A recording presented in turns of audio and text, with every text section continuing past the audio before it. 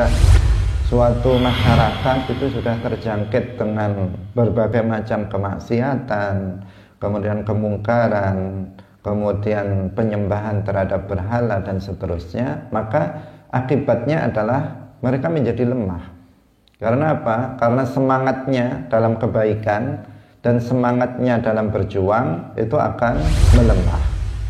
Sehingga kemudian Bani Israel ini dikuasai oleh orang-orang yang zalim juga.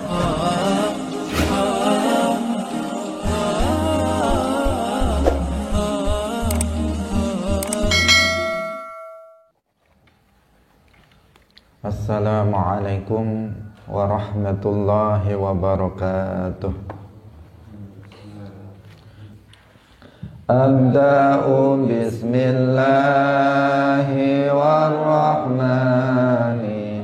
wabirrahimi daimil ihsani falhamdulillahil qadimil awwali wal akhiril baqi bila tahawuli thumma salatu wassalamu sarmada ala nabiyyi khairi man qad wahada wa alihi wa sahbihi wa man tabi'a sabila dinil haqqi ghaira mubtadi' wa ba'du fa'lam bi wujubil ma'rifah min wajibin lillahi 'ishrina sifah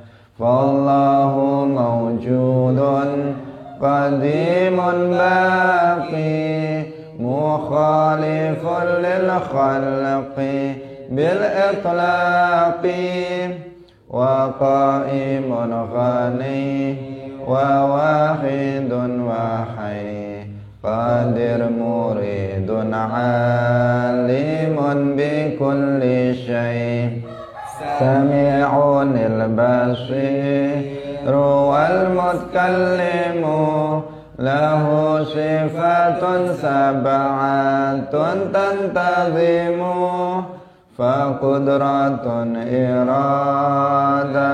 sam'un basar hayatun ilmu kalamun istamar wa jaizun bifadlihi wa adlihi tarkul likulli mumkinin kafi'lihi arsala anbiya dhawi fatanah bisidqi wat tablighi wal amanah wa jaizun fi haqqihim min aradi bi khairi naqsin ka khafifil maradi ismatuhum kasairil malaikah wajibatun wa fadalul malaikah wal mustakhilu diddu kulli wajibi fahfad li khamsina bi hukmin wajibi tafsilu khamsatin wa ishrina lazim kulla mukallafin fahaqqiq waqtanim hum adamun idrisun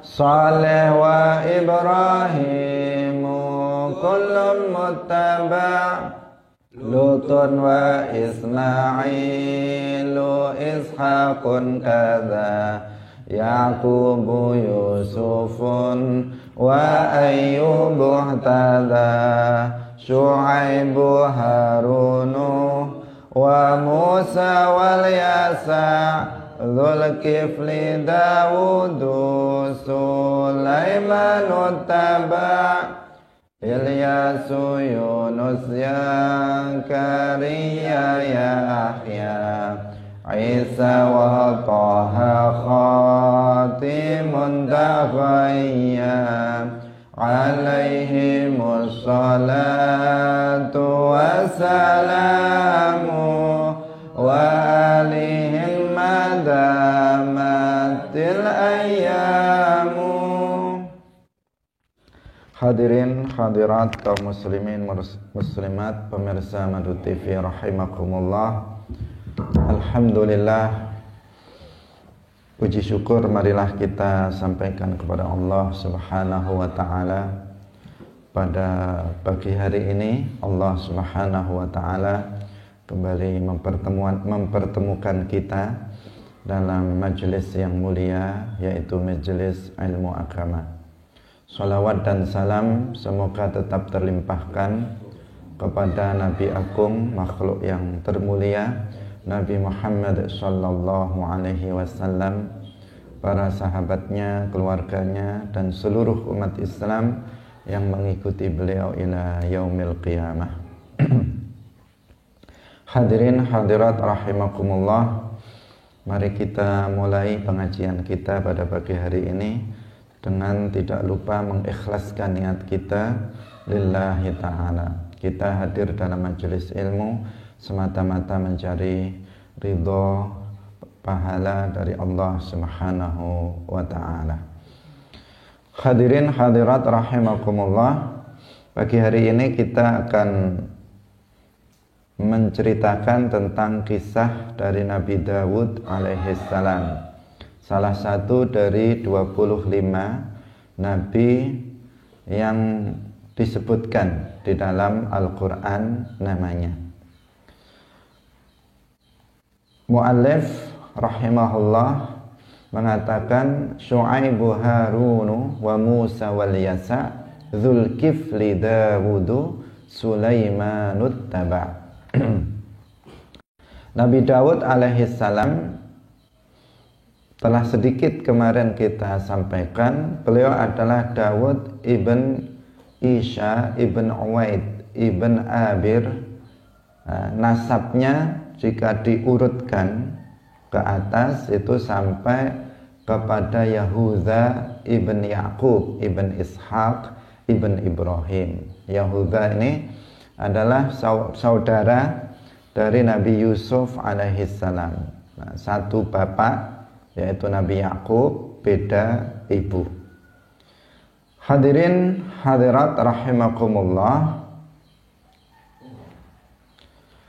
Allah Subhanahu wa ta'ala memilih beliau sebagai nabi dan rasul. Jadi beliau nabi sekaligus rasul dan sekaligus juga seorang raja. Beliau pada usia 40 tahun itu sudah diangkat menjadi nabi, rasul sekaligus sebagai raja.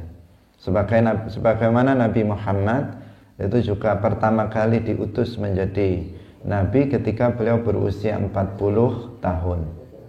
Nabi Dawud diangkat menjadi nabi, rasul sekaligus raja itu juga pada usia 40 tahun. Dan beliau adalah salah satu nabi yang diturunkan kepadanya kitab, yaitu kitab Zabur. Di dalam Al-Quran Allah Subhanahu wa ta'ala berfirman, وَلَقَدْ فَضَّلْنَا بَعْضَ النَّبِيِّينَ عَلَى بَعْضٍ وَآتَيْنَا دَاوُودَ زَبُورًا. Telah kami utamakan para nabi itu sebagian atas sebagian yang lain, dan telah kami berikan, telah Allah beri Nabi Dawud yaitu kitab Zabur. Hadirin hadirat rahimakumullah,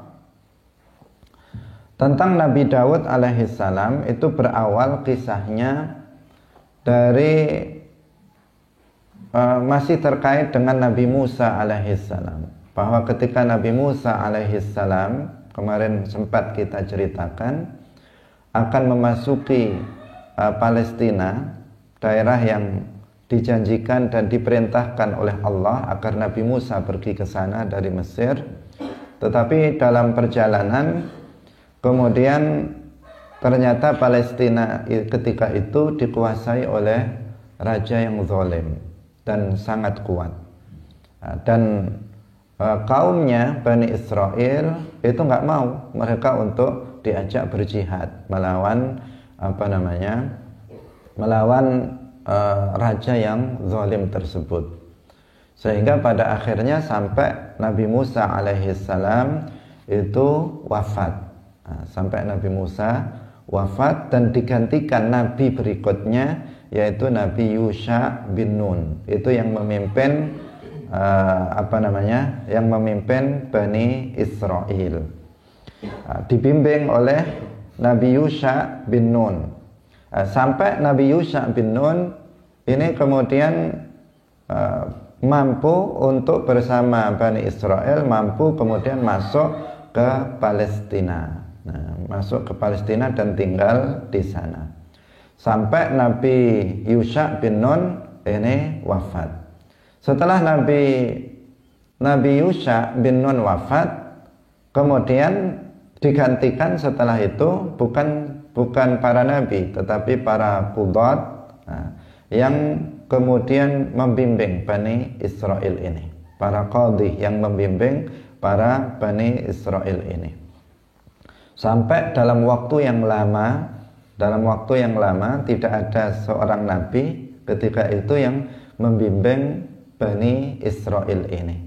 Sehingga kemudian menyebarlah kesesatan, menyebarlah kemaksiatan, menyebarlah kemungkaran, bahkan kekufuran, penyembahan terhadap berhala itu muncul kembali di kalangan Bani Israel.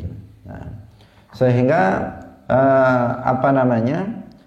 sehingga karena ketika itu Bani Israel dalam kondisi lemah, kalau sudah suatu masyarakat itu sudah terjangkit dengan berbagai macam kemaksiatan, kemudian kemungkaran, kemudian penyembahan terhadap berhala dan seterusnya, maka akibatnya adalah mereka menjadi lemah. Karena apa? Karena semangatnya dalam kebaikan dan semangatnya dalam berjuang itu akan melemah. Sehingga kemudian Bani Israel ini dikuasai oleh orang-orang yang zalim juga.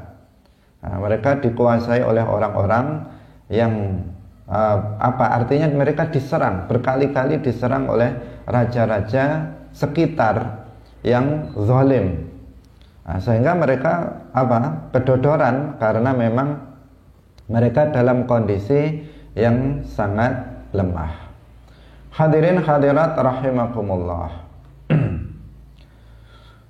Kemudian yang secara singkat bisa kita sampaikan, setelah itu ketika Bani Israel dalam kondisi seperti itu, kemudian Allah Subhanahu wa ta'ala mengutus seorang nabi lagi. Yang nabi ini juga nabi yang tidak masyhur karena tidak disebut namanya dalam Al-Quran maupun tidak disebutkan dalam Al-Quran, tidak termasuk yang 25 nabi itu, yaitu Nabi Samuel, yang orang sering menyebutnya Samuel. Itu juga seorang nabi tetapi bukan rasul. Ini yang kemudian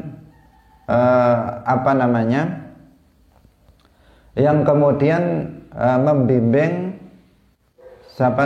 Bani Israel, yang berdakwah di kalangan Bani Israel ketika itu.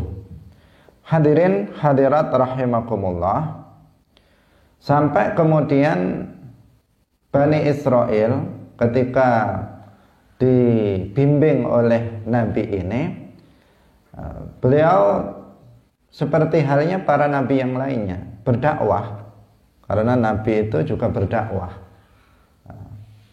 Jadi meskipun beliau bukan seorang rasul, Nabi Samuel ini seorang nabi saja, ghairur rasul, tetapi juga beliau berdakwah.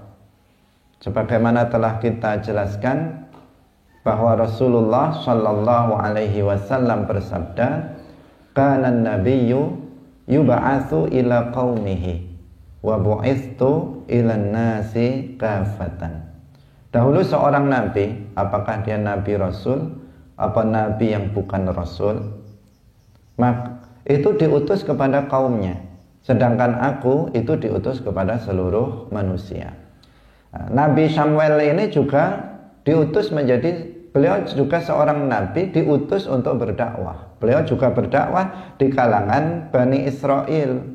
Yang diajarkan ya kitab Taurat dari Nabi Musa alaihissalam, mengajak umat manusia yang ketika itu sebagian sudah banyak yang meninggalkan menyembah Allah dan beralih pada penyembahan terhadap berhala. Kemudian diajak kembali oleh Nabi Samuel ini untuk masuk ke dalam agama Islam, beribadah hanya kepada Allah Subhanahu wa ta'ala. Hadirin hadirat rahimakumullah. Kemudian Bani Israel itu meminta kepada Nabi Samuel agar mereka diberi seorang raja. Mengatakan kami ini kok nggak punya raja. Nabi yang memimpin mereka nggak punya raja. Meminta kepada Nabi Samuel ini agar diberikan seorang raja untuk mereka yang akan memimpin mereka. Di dalam Al-Quran disebutkan, Alam tara ilal mala'i min bani Israila min ba'di Musa idh qalu li nabiyyin lahum. Li nabiyyin maksudnya di sini Nabi Samuel.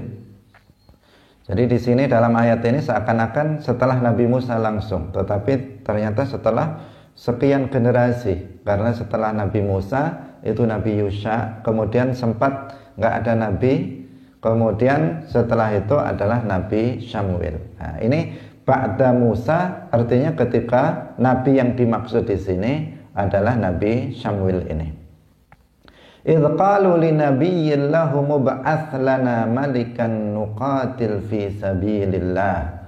Qala hal asaitum in kutiba alaikumul qitalu alla tuqatilu. Qalu wa ma lana alla nuqatila fi sabilillah wa qad ukhrijna min diyarina wa abnaina. Nah, jadi mereka mengatakan kepada nabinya, ib'ats lana, artinya berikanlah kepada kami seorang raja yang nanti kami bisa berperang fisabilillah. Ini perkataan orang Bani Israel. Kemudian Nabi itu mengatakan yang intinya bahwa kalau nanti benar-benar diberikan seorang Nabi, apakah mereka mau untuk berjihad, berperang fisabilillah? Karena dulu pernah terjadi, kita masih ingat kemarin, ketika Bani Israel sudah diselamatkan oleh Nabi Musa, kemudian mereka diberikan nikmat yang luar biasa oleh Allah, giliran diajak jihad fisabilillah, mereka mundur, mereka nggak mau. Nah, di sini sekarang mereka menantang kepada Nabi Samuel, berikanlah kami seorang raja yang nanti kami bisa berjihad, berperang melawan orang-orang yang zalim kepada kami jika ada seorang raja. Nah, itu karena apa? Karena ketika tadi sudah kita katakan, ketika Bani Israel lemah, itu kan kemudian diserang oleh raja-raja zalim di sekitarnya, sehingga mereka kalang kabut. Nah, sementara tidak ada seorang, setelah itu tidak ada seorang raja di antara mereka yang bisa memimpin perang untuk mereka. Hadirin rahimakumullah.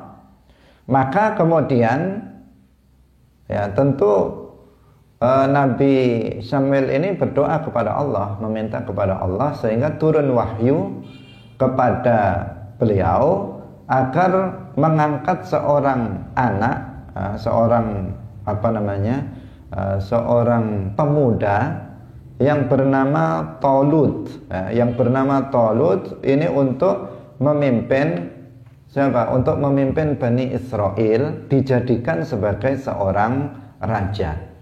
Nah, sehingga terkenal dengan istilah Raja Talut. Ini seorang raja yang baik, seorang raja yang soleh. Tapi ketika ini berdasarkan juga wahyu perintah dari Allah untuk menunjuk Talut seorang pemuda ini bukan semata-mata hanya kemauan dari Nabi Samuel saja, tetapi juga ini perintah dari Allah Subhanahu wa ta'ala. Tetapi Bani Israel ini mau nolak ini. Kenapa? Karena dianggap Talut ini seorang pemuda yang miskin. Dia bukan dari kalangan orang darah biru. Dia juga bukan orang yang kaya raya. Dia pemuda biasa yang miskin. Sehingga orang Bani Israel tadi minta raja, diberi raja, mereka masih protes juga. Mereka mengatakan, disebutkan dalam Al-Quran, anna yakunu lahul mulku alaina wa nahnu ahaqqu bil mulki minhu wa lam yu'ta sa'atan minal mal. Jadi mereka intinya mengatakan bahwa kami lebih berhak untuk diangkat menjadi raja daripada pemuda miskin itu yang enggak memiliki keluasan di dalam harta. Dia seorang yang fakir, maka kami lebih berhak untuk dijadikan sebagai raja, salah satu dari mereka. Tetapi kemudian dijawab, ini juga berdasarkan dijawab oleh Nabi Samuel ini, innallaha astafahu alaikum wa zadahu bastatan fil ilmi wal jism wallahu yu'ti mulkahu man yasha wallahu wasi'un alim. Jadi Allah Subhanahu wa ta'ala itu memilih Talut untuk menjadi raja bagi kalian, yaitu kaum Bani Israel, karena dia memiliki kelebihan. Kelebihannya yang pertama itu adalah wazadahu bastatan fil ilmi. Dia itu orang yang sangat luas ilmunya, orang yang cerdas dan sangat luas ilmunya, orang yang alim. Pengetahuannya luas, sehingga kalau seorang raja itu diperlukan orang yang luas pengetahuannya, bukan orang yang sempit pengetahuannya, bukan orang yang bodoh. Tetapi kelebihan dari Talut itu adalah orang yang sangat cerdas dan memiliki pengetahuan yang sangat luas. Kemudian wal jism, kemudian dia punya jisim, punya punya badan yang kuat, memiliki badan yang besar, kuat. Kalau perang itu sulit untuk dikalahkan. Ini Talut. Ini kelebihannya. Raja itu tipenya seperti itu. Kalau rajanya itu lemas, kalau rajanya itu nggak memiliki daya kekuatan, badannya lemah, tentu ini tidak akan bisa memimpin. Apalagi dalam kondisi ketika itu Bani Israel dalam kondisi lemah. Sementara mereka ingin kembali ke Palestina setelah mereka kemudian diusir oleh raja-raja zalim di sekitarnya. Hadirin hadirat yang dirahmati oleh Allah Subhanahu wa ta'ala. Maka kemudian dinobatkanlah Talut ini menjadi seorang raja yang atas Bani Israel. Dan Allah Subhanahu wa ta'ala memberikan kekuatan kepada Talut ini sehingga kekuasaannya menjadi sangat kuat, terlebih dengan kembalinya At-Tabut yang di dalamnya ada tongkatnya Nabi Musa alaihissalam. Itu menjadi jimat bagi Bani Israel, itu kembali ke tangan mereka lagi di bawah kekuasaan Raja Talut. Hadirin hadirat yang dirahmati oleh Allah Subhanahu wa ta'ala, Raja Talut memiliki tentara-tentara yang sangat kuat. Tentaranya yang sangat kuat, sehingga kalau berperang melawan musuh-musuh mereka senantiasa mereka menang. Sampai kemudian pada saat itu ada seorang raja zalim namanya Jalut. Sehingga Raja Talut ini mau berperang melawan Jalut ini, memerangi Jalut yang zalim, yang kafir ini. Beliau dengan membawa 80.000 pasukan, yang pasukannya itu pasukan pilihan. Pasukannya Raja Talut ini bukan pasukan prajurit-prajurit biasa, tetapi prajurit yang aqwiya, asyidda, yang sangat kuat-kuat. Tetapi tidak seluruhnya memiliki himmah, memiliki semangat yang kuat. Tidak semua prajuritnya seperti itu. Sehingga kemudian Raja Talut di tengah perjalanan berangkat itu dengan 80.000 pasukan. Di tengah perjalanan Raja Talut ini menguji pasukannya. Mana di antara para pasukan ini yang memiliki himmah yang kuat, yang akan tetap istiqomah mengikuti jihad bersama Raja Talut.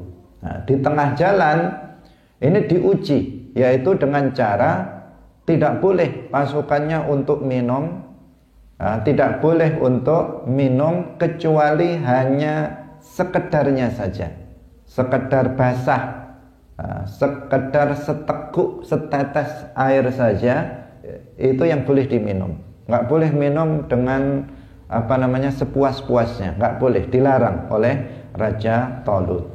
Ini dilakukan sebagai ujian bagi pasukannya. Di dalam Al-Quran disebutkan, falamma fasala Talutu bil junudi. Jadi nama Talut itu disebutkan dalam Al-Quran oleh seorang raja yang soleh, yang baik. Falamma fasala Talutu bil junudi qala innallaha mubtalikum binaharin faman syariba minhu falaysa minni wa man lam yat'amhu fa innahu minni illa man ightarafa ghurfatan biyadihi fasyaribu minhu illa qalila. Jadi diuji dengan yang tadi itu. Ada sungai tetapi nggak boleh, seorang pun yang boleh minum, nggak boleh minum kecuali sedikit saja. Itu boleh kalau sedikit saja, tetapi nggak boleh minum sampai puas, itu nggak boleh.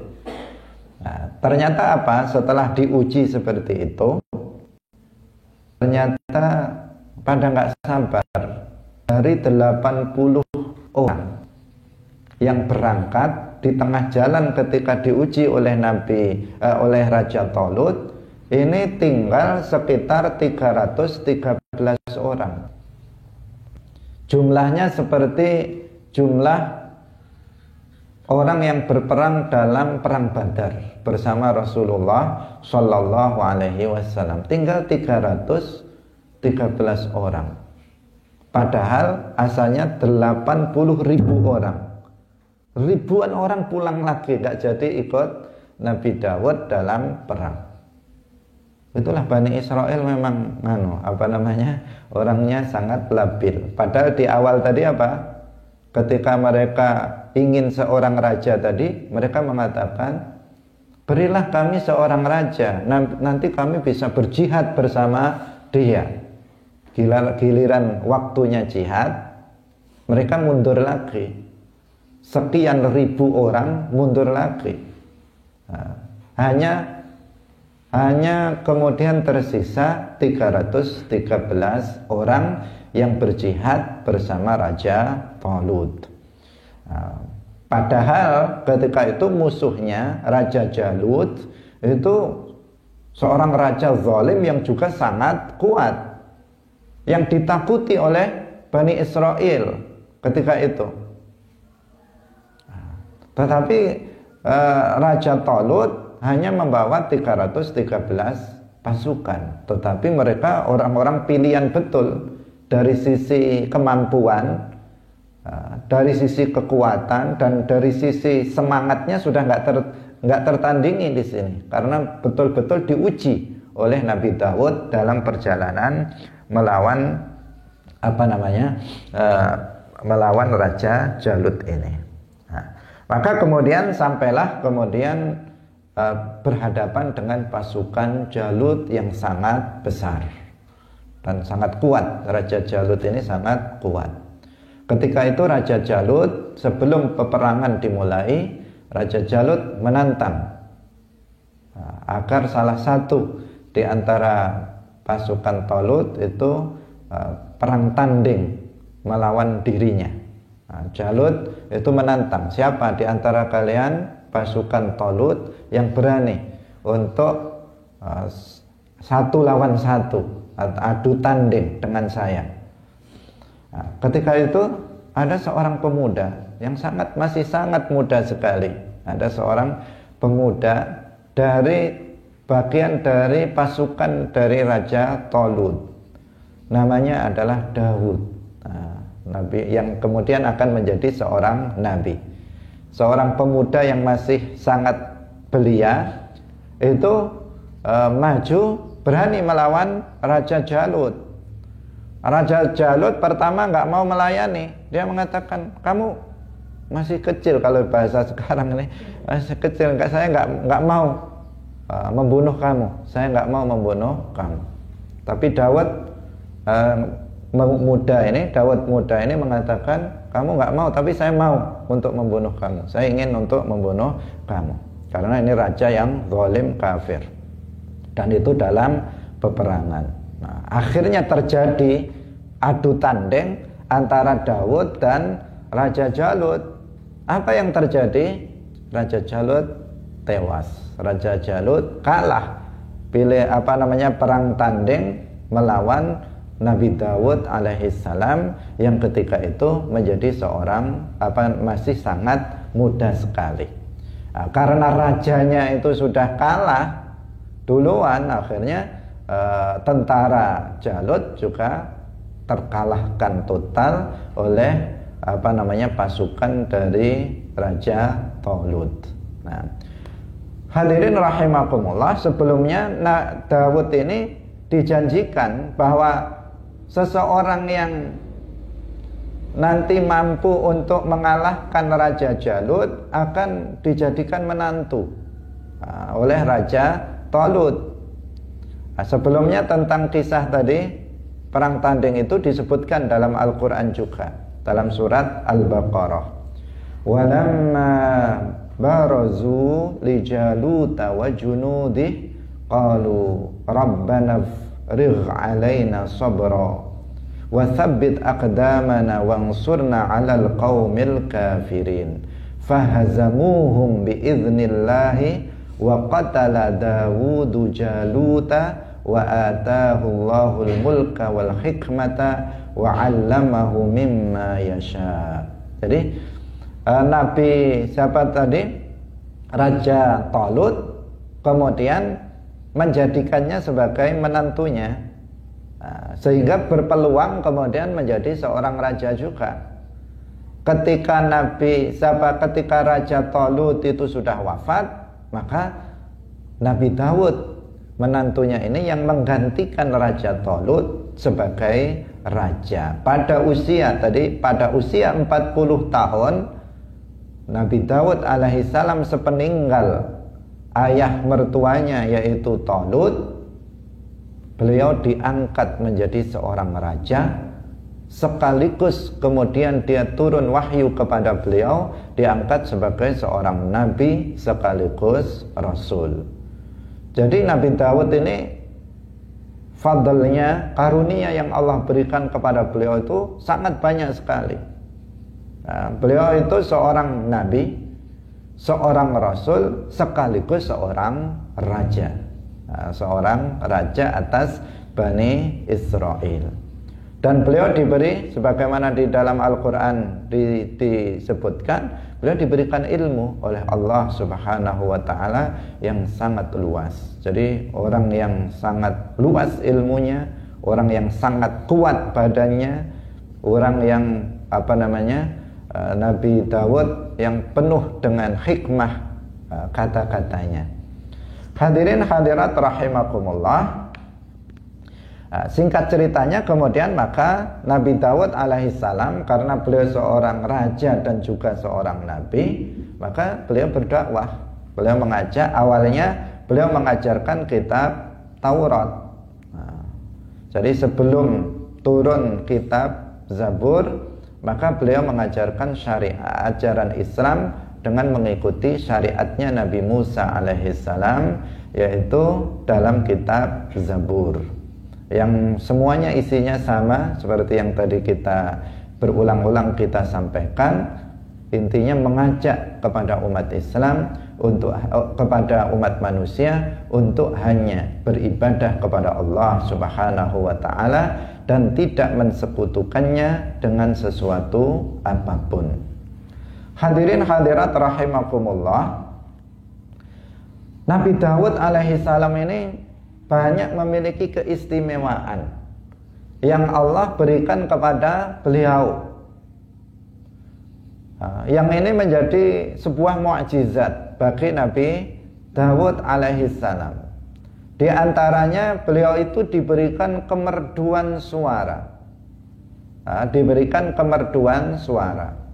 Tetapi Nabi Muhammad lebih merdu dari suara Nabi Daud suaranya.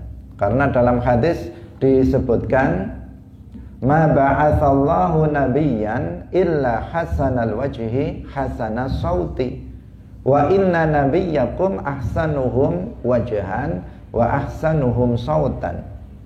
Allah itu tidak mengutus seorang nabi kecuali tampan wajahnya, merdu suaranya. Dan sesungguhnya nabi kalian, yaitu Nabi Muhammad, itu adalah nabi yang paling tampan wajahnya dan yang paling merdu suaranya. Nabi yang paling terkenal ketampanannya Nabi Yusuf, tetapi Nabi Muhammad lebih tampan dari Nabi Yusuf. Nabi yang terkenal dengan kemerduan suaranya adalah Nabi Daud, tetapi Nabi Muhammad lebih merdu suaranya. Hadirin hadirat rahimakumullah, karena kemerduan suara Nabi Daud alaihissalam ini, kalau beliau itu beliau itu bertasbih, bertahmid, maka gunung-gunung itu pada ikut bertasbih dan bertahmid. Burung-burung yang terbang itu seketika berhenti untuk mendengarkan ikut bertasbih dan bertahmid bersama Nabi Daud alaihissalam. Seperti halnya kita kalau dengar suara orang merdu baca Al-Quran, pasti kita mendengarkannya. Jadi kalau mendengar suara Nabi Daud itu sedang bertasbih, sedang berzikir, bertahmid, maka burung-burung itu pada berhenti untuk mendengarkan dan ikut bertasbih bersama Nabi Daud alaihissalam. Bukan hanya burung, tetapi gunung-gunung itu juga ikut bertasbih dan bertahmid. Ini sesuatu yang luar biasa. Di dalam Al-Quran disebutkan, fafahamnaha Sulaiman wa kullan ataina hukman wa ilma wa sakharna ma'a Dawud al-jibala yusabbihna wat-tayr wa kunna fa'ilin. Yang artinya bahwa kami tundukkan gunung-gunung dan burung-burung semua bertasbih bersama Nabi Dawud, dan kamilah yang melakukannya.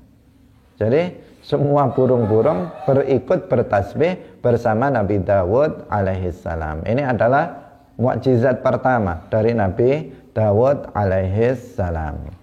Belum lagi kalau beliau kemudian membaca kitab Zabur, maka ini suaranya sangat merdu. Kemudian yang kedua, keistimewaan kedua yang diberikan oleh Allah kepada Nabi Dawud adalah bahwa besi di tangan beliau itu bisa menjadi lunak seperti adonan roti. Sehingga kalau beliau membuat baju besi, itu cukup dengan tangannya. Jadi kalau sekarang orang misalnya membuat pedang, membuat arit, membuat alat-alat untuk alat-alat senjata tajam itu kan perlu api. Namanya pande, kalau di sini namanya pande. Harus besinya dibakar dulu, baru dipalu, dibentuk sesuai dengan keinginan. Dan itu sangat berat dan membutuhkan waktu yang lama. Ini berbeda dengan Nabi Daud alaihissalam. Nabi Daud alaihissalam, kalau beliau itu membuat baju besi misalnya untuk perang itu kan ada baju besi terbuat dari besi, atau membuat senjata, pedang, tombak dan semacamnya, maka beliau dengan tangannya saja, di tangan beliau besi itu seperti adonan roti. Artinya terserah mau diengkuk-engkuk, mau dibentuk seperti apa, cukup dengan tangan saja tanpa menggunakan alat yang lainnya. Ini Nabi Dawud alaihissalam. Sangat luar biasa, Tetapi yang luar biasa dari Nabi Dawud alaihissalam juga, kita tahu tadi Nabi Dawud itu nabi, rasul dan raja. Tetapi beliau makan itu dari hasil kerjanya sendiri. Jadi beliau makan itu dengan hasil tangannya sendiri. Pada umumnya orang itu kalau raja ya nggak kerja, ya kerjanya kan cuman kerja perintah-perintah saja, kemudian menarik pajak dari rakyatnya. Dari pajak itu kemudian kalau raja biasa ya, kemudian itu dimakan. Raja-raja umumnya yang nggak tahu halal dan haram, itu kan seperti itu, menarik pajak kemudian, atau upeti kalau zaman dulu, kemudian itu untuk kepentingan raja dan keluarganya, sehingga mereka tinggal bersenang-senang saja seorang raja itu. Tetapi Nabi Dawud alaihissalam nggak seperti itu. Meskipun beliau seorang raja, tetapi Nabi Dawud alaihissalam itu bekerja sendiri untuk dimakan. Jadi untuk yang dia makan, maka beliau itu bekerja. Dan itu adalah sebagai contoh bagi kita. Dan itu menunjukkan bahwa beliau itu mutawadhi, seorang raja yang rendah diri, tidak sombong, tidak dumeh dia sebagai seorang raja kemudian semaunya sendiri, tetapi justru dia makan itu dari hasil kerjanya hasil kerjanya sendiri, dengan hasil dari tangannya sendiri. Dan itu lebih jelas kehalalannya.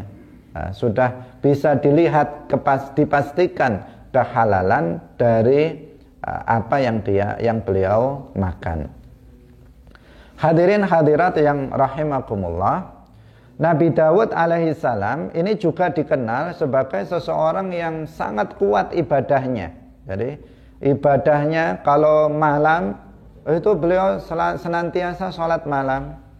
Kalau siang itu beliau itu berpuasa, sehingga dikenal dengan ada puasa namanya puasa Dawud, ada sholat namanya sholat Dawud.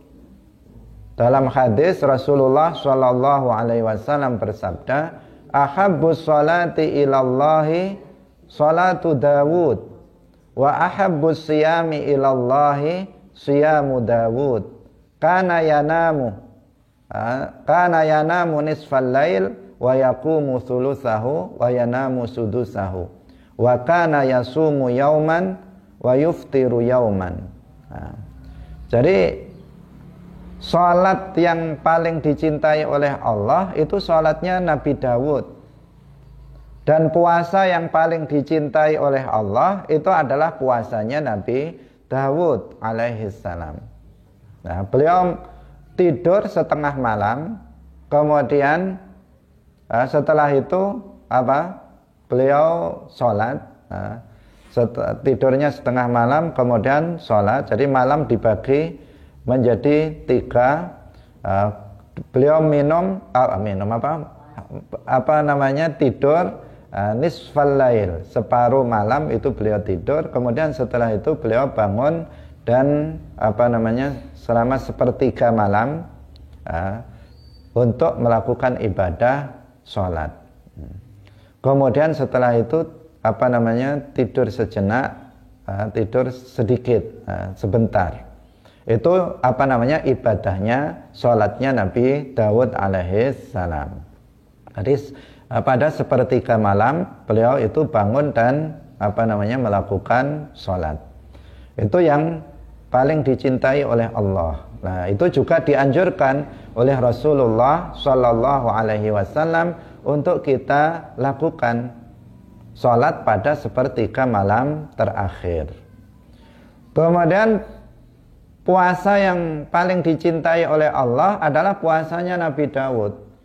Puasanya Nabi Dawud itu bagaimana? Yaitu puasa satu hari, tidak puasa satu hari. Itu namanya puasa Dawud. Hari ini puasa, besok tidak, besoknya puasa lagi, besoknya tidak, besoknya puasa lagi. Itu namanya puasa Dawud. Dan itu ketika Rasulullah mengatakan bahwa ini adalah ahabbus siyam ilallah, artinya Rasulullah itu juga menganjurkan kepada kita untuk melakukan puasa Dawud. Sehari puasa, sehari tidak, sehari puasa, sehari tidak. Nah, itu sudah bahkan kalau puasa setiap hari itu malah lebih baik yang puasa sehari tidak, puasa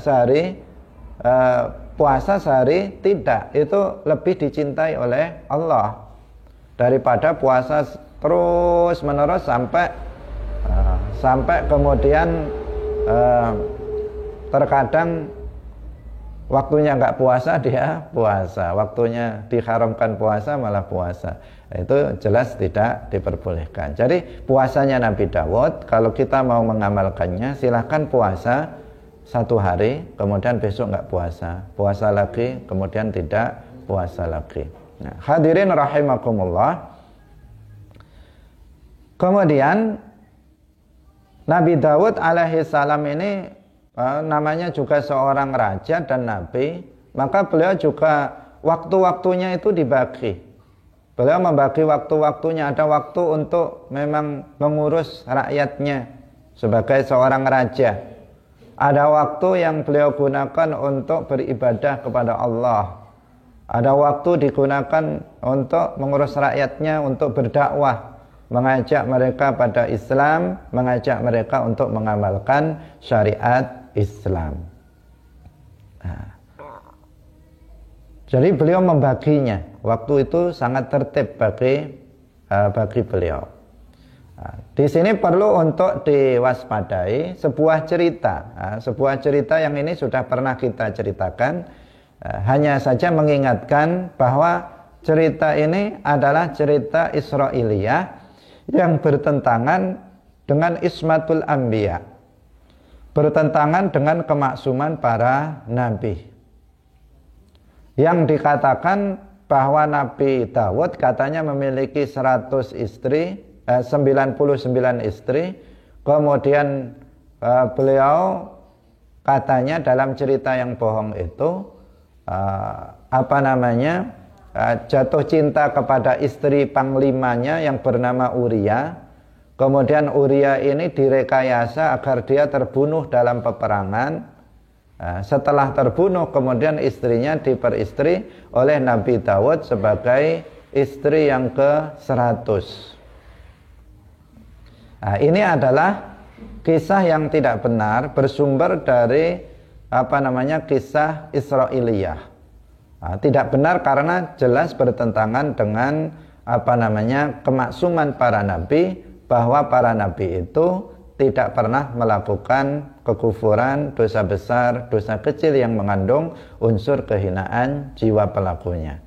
Nah, hadirin hadirat yang dirahmati oleh Allah Subhanahu wa taala. Yang benar, yang sesungguhnya, ini yang berkaitan dengan yang kita sampaikan, bahwa Nabi Dawud alaihi salam ketika itu sedang beribadah di mihrab. Artinya tempat ibadah Nabi Dawud alaihissalam yang khusus beliau gunakan untuk beribadah. Pada saat itu tiba-tiba muncul dua orang yang bertengkar tentang kambing yang mereka berkongsi kambing tersebut. Mereka bertengkar dan kemudian mengajukan menuntut keadilan dari Nabi Dawud alaihissalam. Maka meskipun waktu itu sebenarnya bukan waktu untuk mengajukan persoalan, bukan waktu untuk meminta untuk pengadilan, tetapi orang ini kemudian nyelonong masuk ke tempat ibadah Nabi Dawud ketika Nabi Dawud sedang beribadah. Sehingga Nabi Dawud kemudian kaget dengan kemunculan dua orang ini. Singkat ceritanya, kemudian keduanya ditanya dan ternyata sedang berperkara, sedang bertengkar. Nabi Daud setelah mendengar aduan dari salah satu dari keduanya, Nabi Daud alaihissalam mengetahui bahwasanya salah satu di antara bahwasanya itu yang salah dan dia yang salah, dia yang benar. Itu langsung Nabi Daud memahaminya karena kecerdasan dari Nabi Daud alaihissalam. Tetapi ketika itu beliau mendapatkan teguran dari Allah Subhanahu wa ta'ala. Karena dalam mengadili beliau itu salah prosedur. Prosedurnya dalam pengadilan itu harusnya mendengarkan dari kedua belah pihak. Dari satu pihak yang mengadu, silakan untuk menyampaikan apa masalahnya. Setelah itu meskipun seorang qadhi, seorang hakim sudah tahu bahwa dia itu yang salah, dia yang benar, dia harus tetap mendengarkan dari pihak yang tertuduh, dari pihak yang lain untuk membela diri. Harusnya memberikan kesempatan tersebut. Tetapi ternyata Nabi Dawud tidak, karena memang waktu itu adalah waktu untuk ibadah, bukan waktu untuk mengadili seseorang. Nabi Dawud langsung memutuskannya tanpa mendengarkan satu pihak yang lain. Tapi ketetapan keputusan pengadilan Nabi Dawud itu sudah benar. Hanya saja prosedurnya yang tidak pas. Sehingga kemudian mendapatkan teguran dari Allah Subhanahu wa taala, sehingga Nabi Dawud kemudian beristighfar. Dalam Al-Qur'an disebutkan fa ghafarna lahu dzalik fa inna lahu indana lazulfa wa husna ma'ab. Jadi beliau beristighfar itu bukan karena beliau merekayasa pembunuhan terhadap panglimanya untuk merebut istrinya, bukan karena itu. Tetapi beliau beristighfar itu karena mendapatkan teguran Allah, karena beliau itu mengadili seseorang hanya mendengarkan dari satu pihak, tidak mendengarkan dari pihak yang lainnya. Hadirin hadirat yang dirahmati oleh Allah Subhanahu wa taala, Nabi Dawud ini banyak hikmah, ucapan-ucapan mutiara dari Nabi Dawud alaihissalam. Nah, tetapi karena waktunya sudah habis, maka insya Allah kita lanjutkan kembali pada besok. Meskipun hanya sedikit sebenarnya hikmah yang terkait dengan Nabi Dawud, nanti akan langsung kita lanjutkan pada kisah Nabi Sulaiman alaihissalam. Semoga bermanfaat. Barakallahu fikum, wallahul muwaffiq ila aqwamit thariq. Wassalamualaikum warahmatullahi wabarakatuh.